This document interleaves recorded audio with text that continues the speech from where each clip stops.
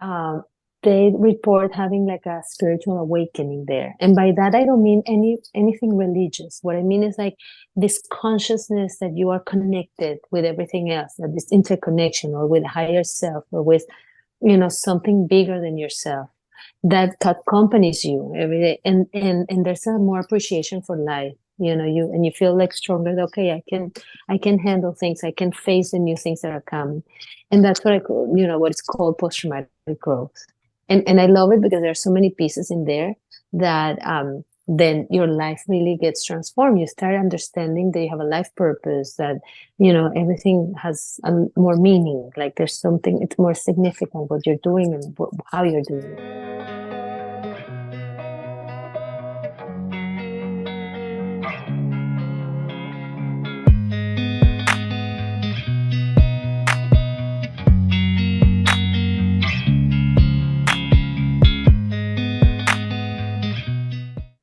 Hi, my name is Edith Shiro, and here is your superior self. Beautiful. I love that. I love the whole accent, right? The whole vibe that you got going on. Eat, right? Yes. It took me a long time to pronounce that right, but thank you so much. And I love that you corrected me, right? Because I said it the other way, which I won't say on air, but Edith, I love your vibe. I love what you're all about. Clinical psychologist who are helping people with grief. Um, I love it. How did you get to where you're at right now? Yeah, well, the short version of it is that I come from a family of Holocaust survivors, refugees of war, and immigrants, and I kind of got was raised with all this information, not just experientially, but also in my body, and not necessarily negative. It was like I was seeing a lot of like beauty coming out of my community and a lot of resilience and surviving. And I always had this question like, what makes the difference between people that actually do well and create like a life for themselves that is conscious and aware and thriving and, with purpose, with meaning, versus the people that stay stuck and repetitive and get have more difficulty moving on.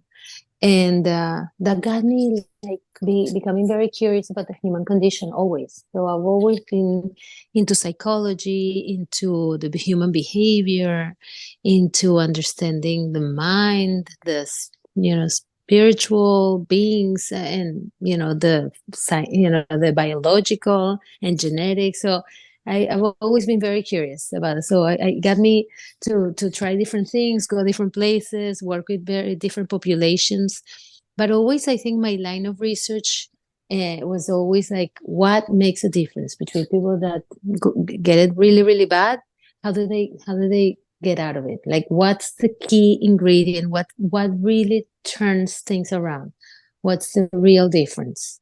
Mhm. And that kid, so I had all kinds of answers, and it got me to look into post-traumatic growth, which is really this concept that I am super excited to be sharing with the world because um, I don't think a lot of people know this. Everybody knows PTSD, post-traumatic stress disorder, but every time I ask, do you know PTSD? Yes. Do you know PTG, which is post-traumatic growth? Nobody knows.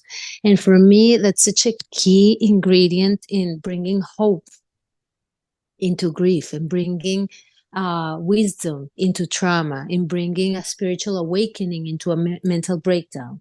So, if we don't have that, then we would stay in hopelessness and helplessness and depression, anxiety. But I wanna send this message of like there are other possibilities. There's something else that we don't have to stay stuck in this. Mhm. I love that. It's beautiful, right? Post-traumatic growth. I've never heard of that, right? Like through my studies, it seems like traditional psychology is always focused on the negative, right? Like, um, we were speaking earlier to Maslow, where Maslow was very involved with the study of healthy individuals, like the ideal person, like understanding where they fit into society and why are they thriving, right? Um, yeah, I love that, right? Understanding Exactly. the growth part of that. Um, And the spirituality and the transformation, and transformation. the transformation, right? Because we're not just born like that. That's why it's a whole journey, that's why being curious and be discovering who you are and what's happening with you inside and out in relationship to yourself, to others, to the world. It's a whole, The it's a whole, transformation, right? The butterfly, yeah, becoming the yeah, butterfly, right? exactly. So like let's talk about that. What's the process of that transformation? Like how do you facilitate that as a Right. clinician? Yes. So, but the butterfly is a beautiful example because the butterfly, like we all know, comes from the chrysalis, right? Comes from the worm, right? It's first a worm, and in order to get to be a butterfly, there's a process of pretty much death. Getting into that chrysalis. There are like juices and like all kinds of like acids that destroy the very essence of that worm. And then from that place, there's a whole method in which every piece of that worm has to be reinvented, reconstructed, regenerated, and that gets to finally break free from the chrysalis and become a butterfly. But it's almost like there are very few parts of the worm that are in the butterfly, even though there's the essence is the same. So that process, what I call post-traumatic growth, has 5 steps. Those 5 steps require that pausing and having that first step of radical acceptance of this is who I am, this is where I'm at, this is what's happening with me. I am a worm, or or I have addictive behaviors, or I have repetitive behaviors, or I'm in denial, or I have traumatic responses all the time, or I'm in this loop that I can't get out of over and over and over. We all have that at some level. And really taking time to pause and accept it and be radically honest with that instead of like avoiding it or running away or, pretending it's not there, putting it under cover. Once you do that, you enter a place of, okay, I'm gonna look at things in the face and I'm gonna embrace them and I'm gonna put a name to it and I'm gonna identify it. And then you do that, the second step, with somebody else. Because we don't do this alone. There's no way of doing this process alone. So you either call onto a therapist or a best friend or a family member or a community or a group or something in which you feel safe and protected that allows you to express this, to identify it, to go through like really diving deep. And then the third stage is that stage of rewriting new narratives. So yes, it's not necessarily you're letting go of belief systems, of limiting belief systems, or understandings of the world or yourself that no longer work. And then you have to rewrite this story of your life or this understanding of who you are in the world in a different place. So you start trying new things, you start reading new books, you start joining new groups. There's a whole discovery that goes on there, and usually is also with help. And then you get into an integration of all the old parts of you, the old parts, the new parts, now in a more like accepting way without letting that past limit you. And finally, you get to this fifth stage of wisdom and growth. And that's a place where you can truly see with clarity what your priorities are to really start building or having more meaningful relationships in which you are. Most people that I work with and most groups that I work with or families, they report having like a spiritual awakening there. And by that, I don't mean anything religious. What I mean is like this consciousness that you are connected with everything else, that this interconnection or with higher self or with, something bigger than yourself that accompanies you every day. And there's a more appreciation for life. You feel like stronger. Okay, I can handle things. I can face the new things that are coming. And that's what I call, what is called post-traumatic growth. And I love it because there are so many pieces in there that then your life really gets transformed. You start understanding that you have a life purpose, that, you know, everything has more meaning. Like there's something, it's more significant what you're doing and how you're doing it. Mm-hmm. Mm-hmm. Yeah, it seems like you've integrated a lot of different theories into like one bundle, right? And you talk about it in your book, The Unexpected Gift of Trauma, right? Like that new book that's out, that's doing so well right now. Um, I'm very interested in, you know, the interpersonal perspective, right? Like our relationships with others.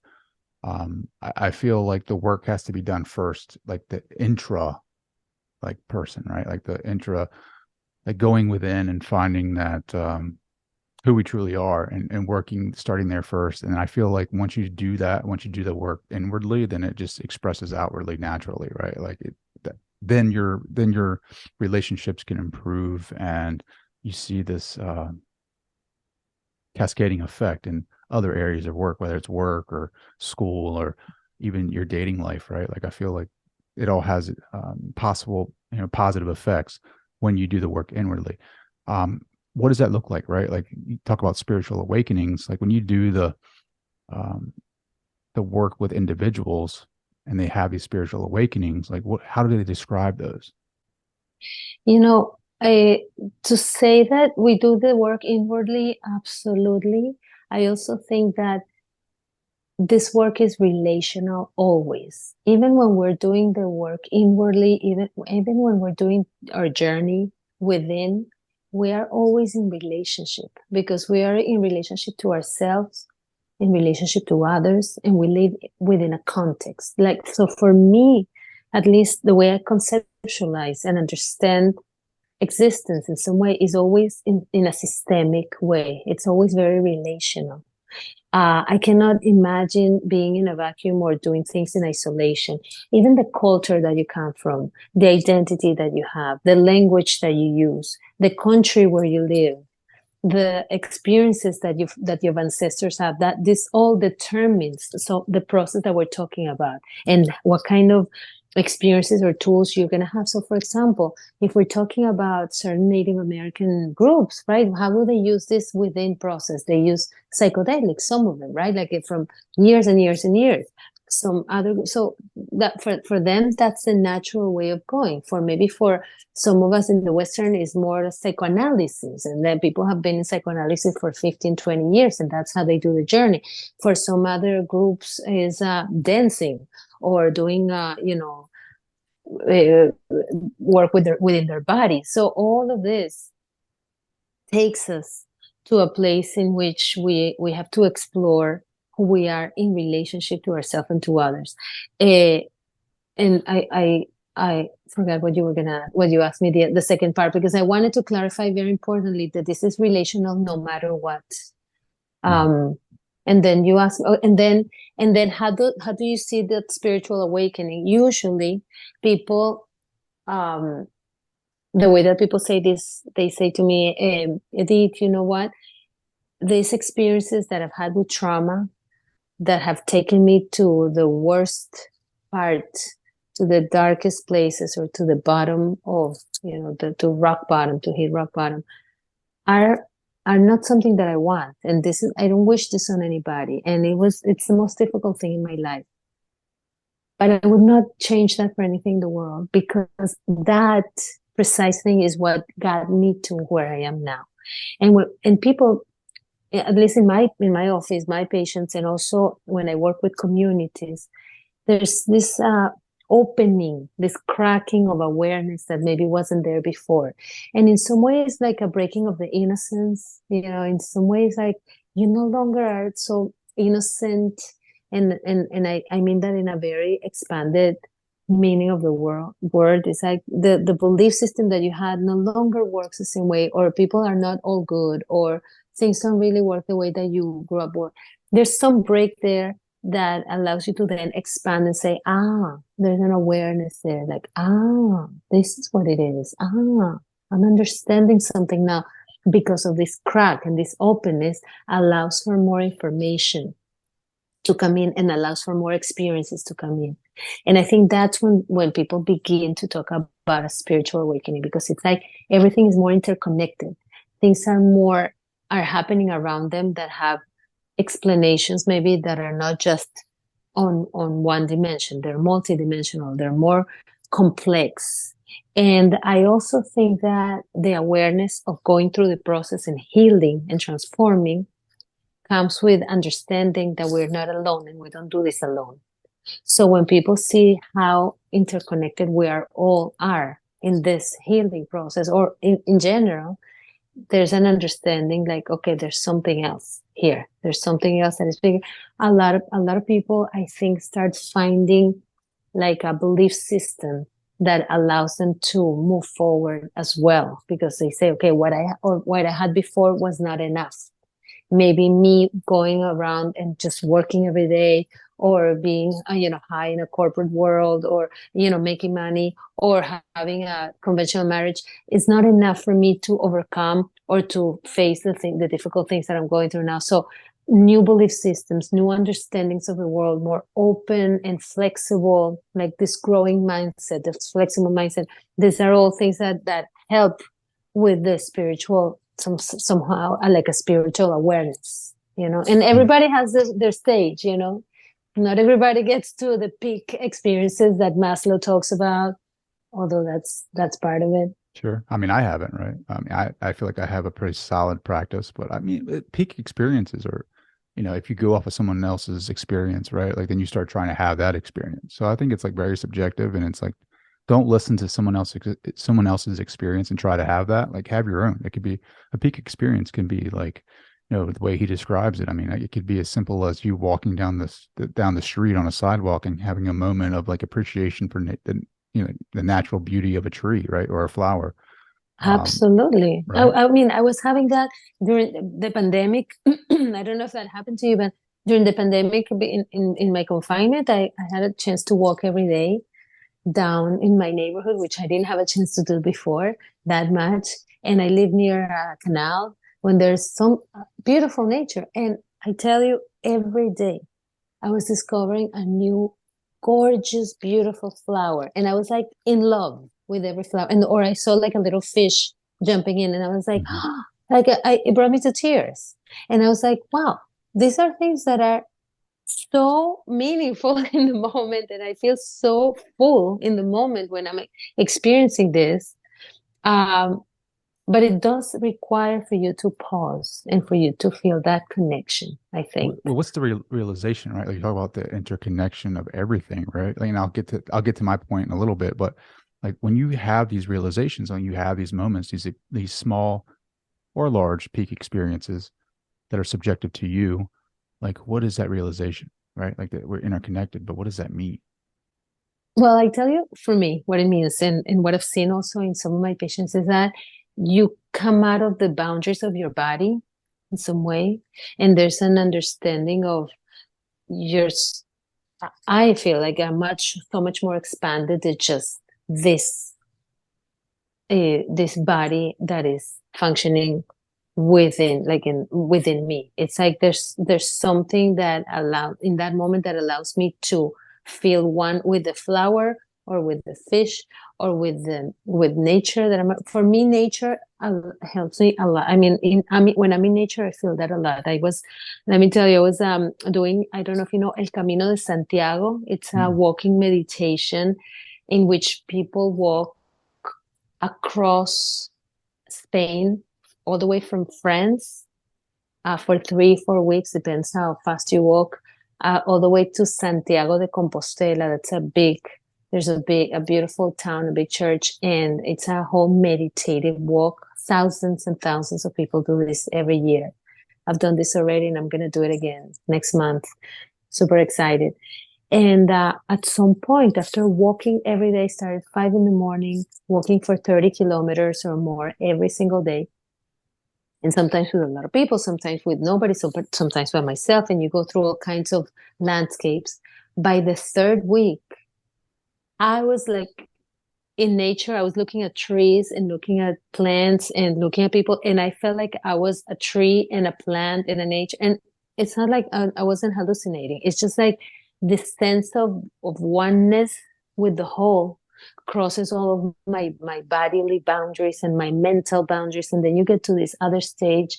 And in scientific terms, obviously, you're more in an alpha state of consciousness, and you drop into a different vibration, right? Also, your wavelengths in your brain start vibrating differently.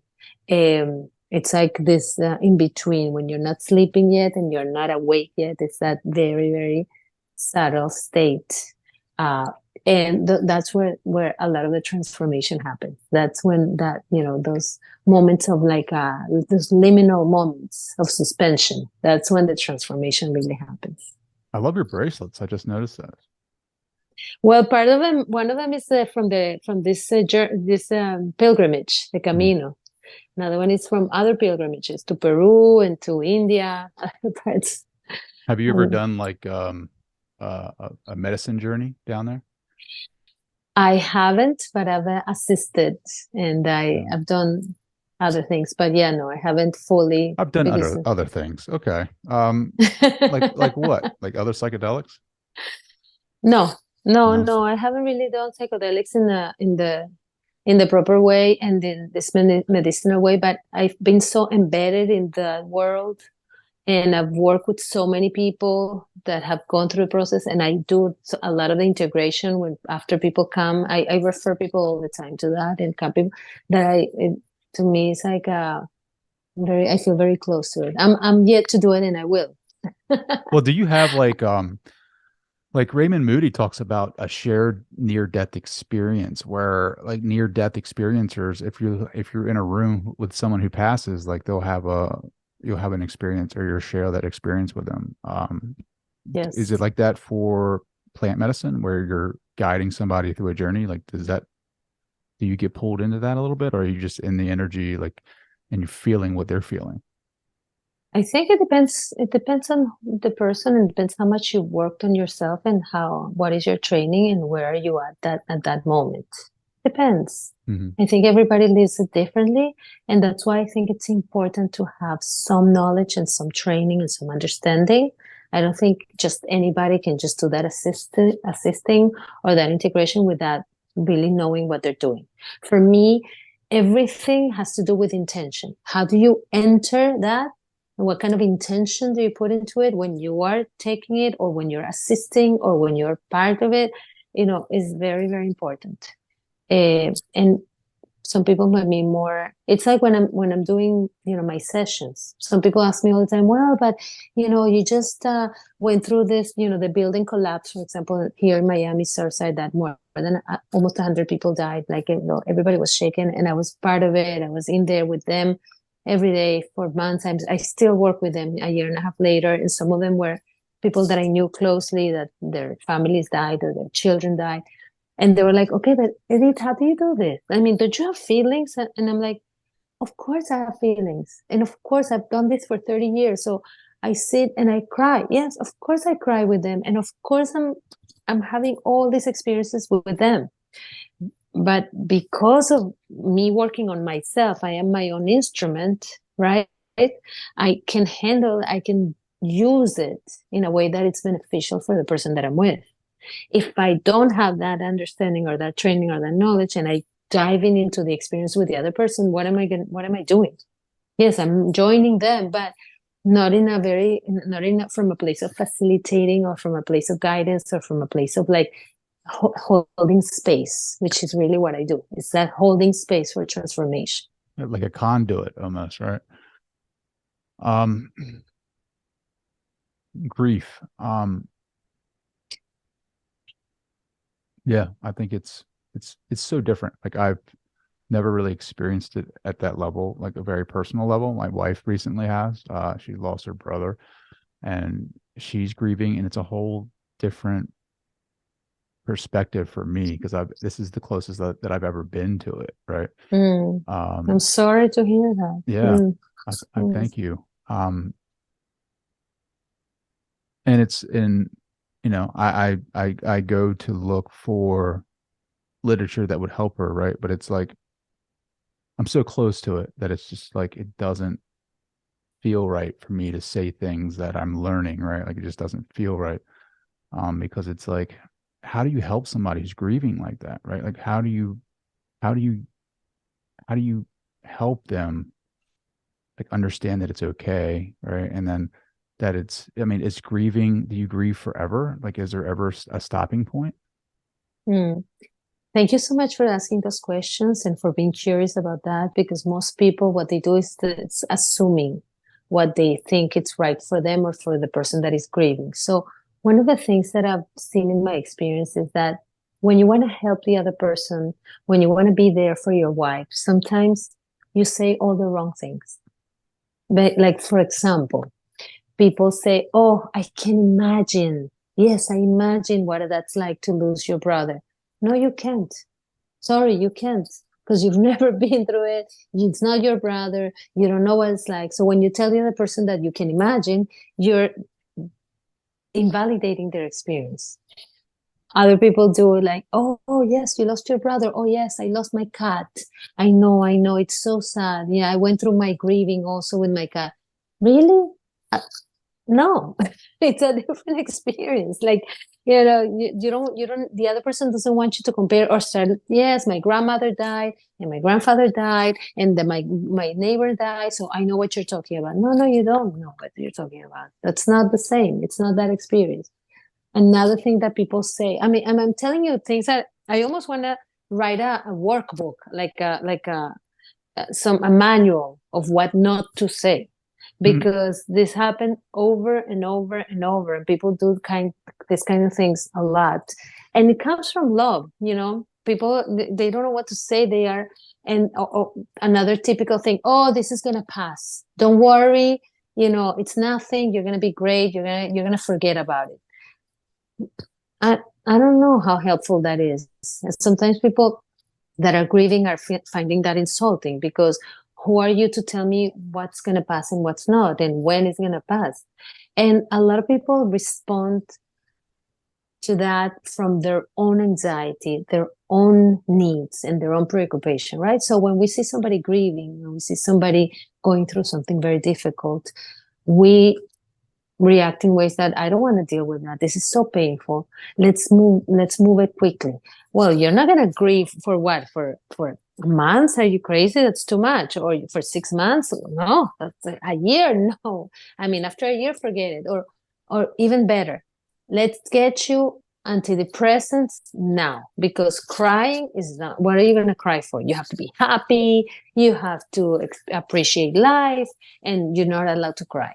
So all these things, I'm exaggerating, but but I'm not.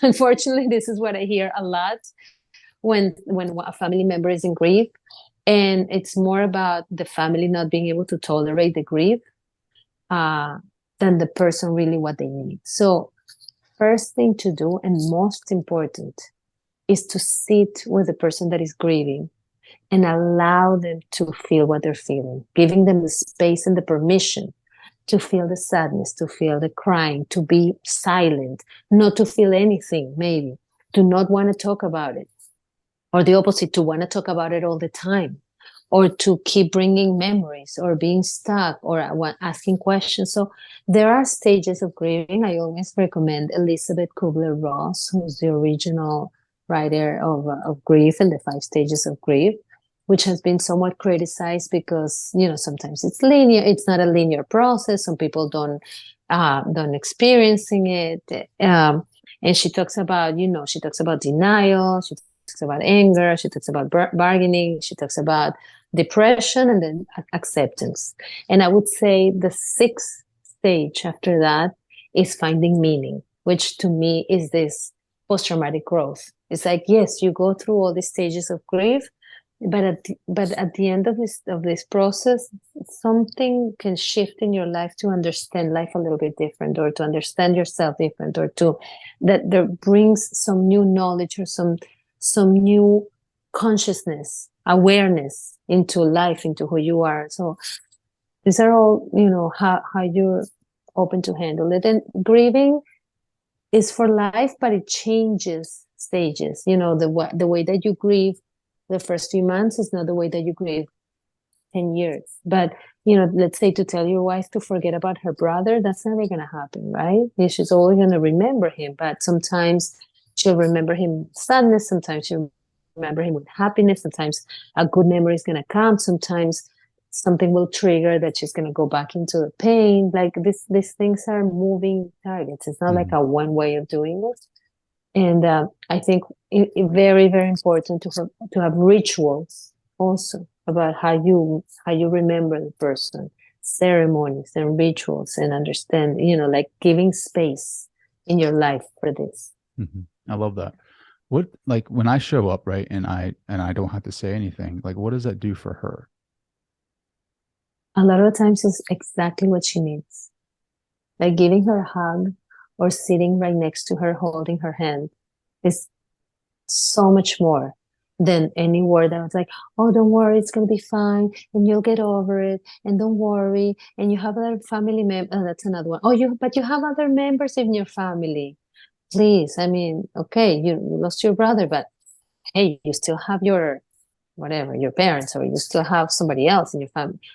So all these things take away from the process and take away from her feelings. So sitting with her, holding her hand, or just asking her, what do you need from me now? I'm here and I'm supporting you. What do you need? Do you need me to, do you need me to sit here with you? That's enough. You need me to bring some food? That's okay to talk like that and to ask this kind of question. Sure. Because like the one thing that I'm like realizing is like there's different parts of her grieving, right? Like there's the part of her that was her brother, right?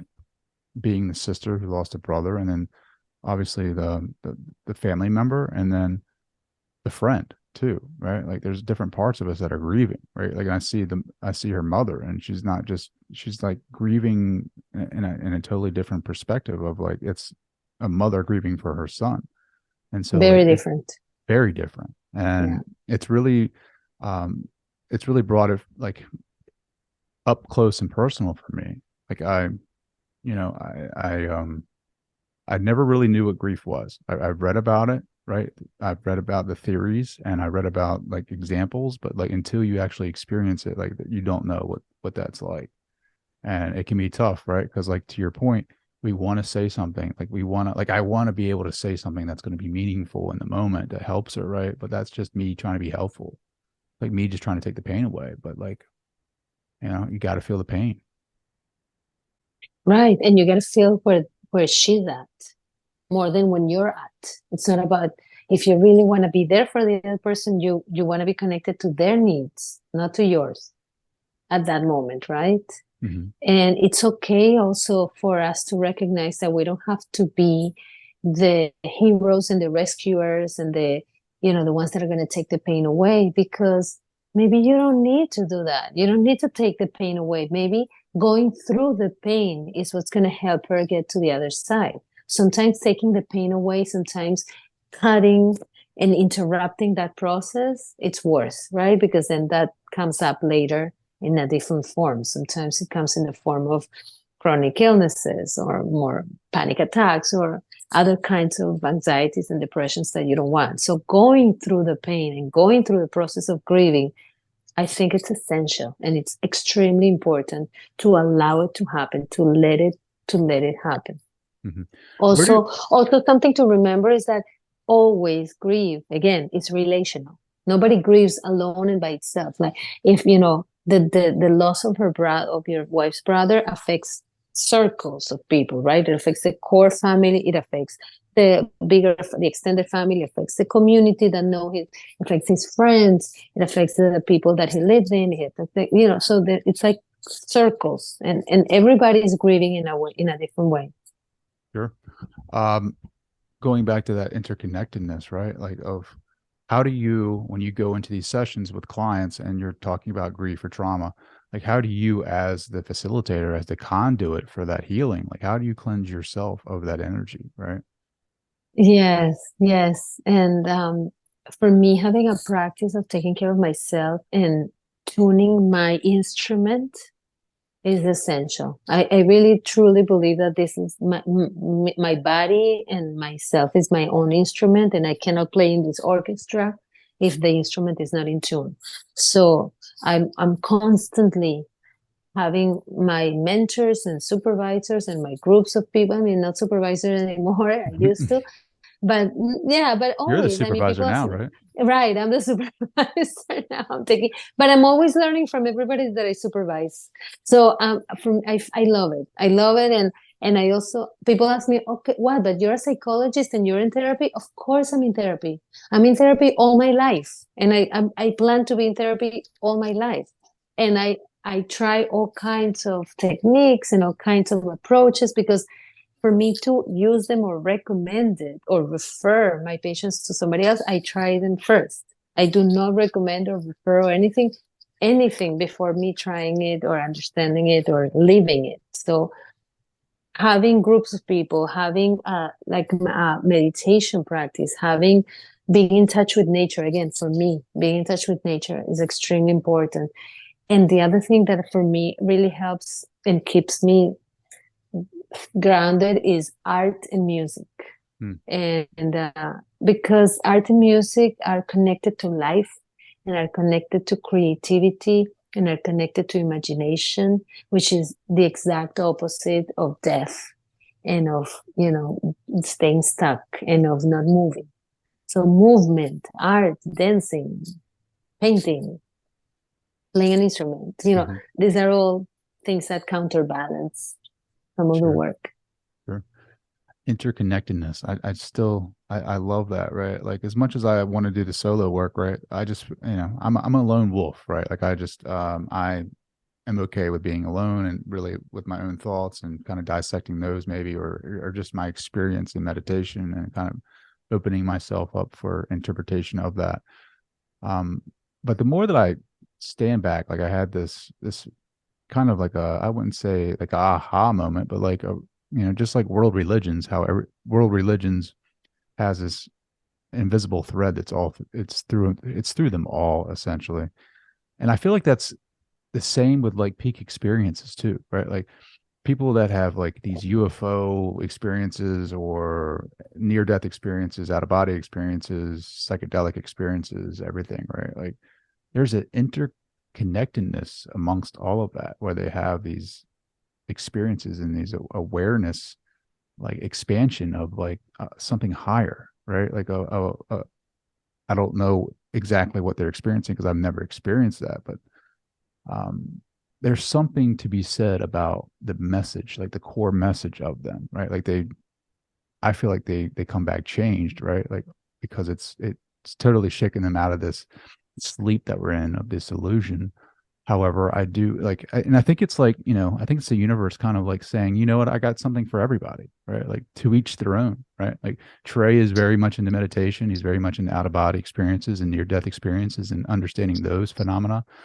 And so, like, I'm going to give Trey more of that, right? Like, and then, Edie, like, she might have a pull towards psychedelics, right? Like, so I'm going to give her more experiences towards that. So, like, I feel like as a whole, like, there's something so like this invisible string that is like tied to everything, and it's like pulling us towards something, like this realization of self, like the true self, not like the small self. I want to hear your thoughts on that. I love that. I love the way that you're describing it. And I also, that image of the invisible thread, I think it's always there. And when people talk about, let's say, coincidences, like, oh, it's so, oh my God, wow, this happened. Wow, how you were just calling me in the moment when I was thinking about you, or you just did the right thing, the thing exactly how what I wanted, or what happened on the other side of the world is affecting us here. When there's an earthquake there, there's a tsunami here, all these things that are, everything is interconnected like that. And I think when people get to the stage of becoming so aware, you see the interconnectedness. And the problem with that, I had a professor that was studying schizophrenia, psychosis, Mm-hmm. and the he was saying that, if you get in the world of psychosis, where people are not in touch with reality, with this reality, they're hallucinating, they're in a different world, they usually are very connected with spiritual and religious imagery. He was saying, well, when you're in that world, everything makes sense. So who's right and who's wrong? Exactly. Right? The same with dreams. You like near-death experiences and out-of-body experiences. When you're in those dreams, and there are very different kinds of sleep and dreams. I mean, which you're when you're transcending the sleep, when you're traveling in the sleep, when you're having there. I can't remember. There are a couple other names in the sleep, in the sleeping stage that things happen. So how do we know what's the reality and what's the sleeping stage, right? That are we asleep now, Trey? Maybe you and I are, in the sleeping Who knows? stage, and Who then knows? who knows, right? But all this stuff, and becoming aware of this and allowing ourselves to be in touch and to open our senses to this, I think it's extremely important, because otherwise, like you were saying, we are more in a sleep stage, in a sleep state of consciousness. Sorry, and it's like we're missing out on everything that is happening around us. Mm-hmm. Yeah. I mean, like when you're dreaming, right? Like you pick something up and like it has gravity in the dream, right? Or if you start waking up and realizing that you're in a dream, like then you can do whatever you want in that dream. But it still feels like you're walking on the ground, like you're driving a car. So it's like the mind, right? Like that's the mind. So what says that this reality right here is like the true reality? Like what if there's something outside of this, right? Like I mean, you can go down that rabbit hole if you want, but it's just like Right. I think people should just have the awareness of like stop being so judgy about things, right? Like, even schizophrenia, right? Like they have their own experience, and I, Right. I've never had their experience, but who am I to say that it's wrong, Exactly, exactly. And I want to add another dimension to this, which is not just the interconnectedness in the horizontal way, in this present moment, but also trade the interconnectedness with our ancestors and with our descendants, right? I mean, the work with trauma uh, allows me to see the intergenerational transmission, not just of trauma, but also of wisdom, and also of knowledge, and also of the gifts and of the tradition, that we get from generations and generations, that we might not even be aware where it's coming from. Not only from experiences, but also genetically, right? Like in our own body, our own DNA carries so much information and so much um, consciousness of not just ourselves in this moment, but all the past that we come from, that it's within us. Can you imagine? I mean, Mm-hmm. it's even hard to conceptualize. Mm-hmm. And who we are and how we function in this world and the decisions that we make are guided by all of this too, right? Jung, one of the disciples of Freud, would talk about the unconscious, collective unconscious, right? And collective consciousness, and how we all tap into that and how we all add to this information, right? So we're in a pool But it's of timeless. Like to your point, it's timeless, right? Like so it's atemporal where it can like things in your past are affecting you now, right? Unconsciously that you're just not aware of. What about the future though, right? Like if you think time is linear, like I just feel like it's a human construct, right? Like if time is right. linear, like we may be experiencing the future unconscious too. I don't know, but I could talk to you all night about this kind of stuff. Yeah. How can people reach you? Where can they buy the book? So believe it or not, this book, The Unexpected Gift of Trauma, is a combination of very scientific information with very spiritual information, and very, very much coming from different walks of life. Because I've, in the same way that I have my PhD in clinical psychology, I've also worked with energy medicine. I've worked with shamans. I've worked with, because I love it and I believe in it. So I like that combination of different things. And I want to say that one of the most amazing discoveries that I also talk about in my book is that research about spirituality shows that we have a way of developing. We all carry spirituality within us, even if we don't manifest it. And when we start connecting with that, it's fascinating. We start developing a part of our brain, the cerebral cortex, becomes thicker. There's a part of our cerebral cortex that becomes thicker. So there's a physical evidence of the spiritual awakening that we have. And for me, that's incredible, fascinating. The research is in Columbia University. You can look it up. But not only that, it's amazing how this is connected, but also that it becomes a protective factor for future traumatic experiences, meaning that once, because of the trauma, you develop this spiritual awakening, then the next adverse experiences or difficulties, this developing of the brain, of the spirituality, protects you from whatever else that you have to deal with, and I guess facilitates having like the tools and dealing with it in a way that it's protective. And I mean, nothing more to say about that, because for me, that's incredible to know these things, and I think I think we're going to know more and more and more, and this is going to be more mainstream as we move on in our development. That's the goal, right? That's my goal, to make it more mainstream. Yes. But Yes. Edith, I think we are going to be interconnected, right? I mean, yes. I mean, quantum entanglement, right? Like we just by having this experience, we'll be forever connected. We already are. Thank you so much. Book. Thank you, Trey. This has been I love this conversation. This book, I hope you get it and your audience gets it. It's on Amazon, Barnes and Nobles, any other platform. It's in Kindle, it's in Audible. Please check it out. Let me know what you think. I love hearing people's feedback and opening a dialogue in this kind of conversation and sending the message of hope, really. Well, thank you, my dear. This has been amazing. Thank you so much to you, and I'll see you in the ether.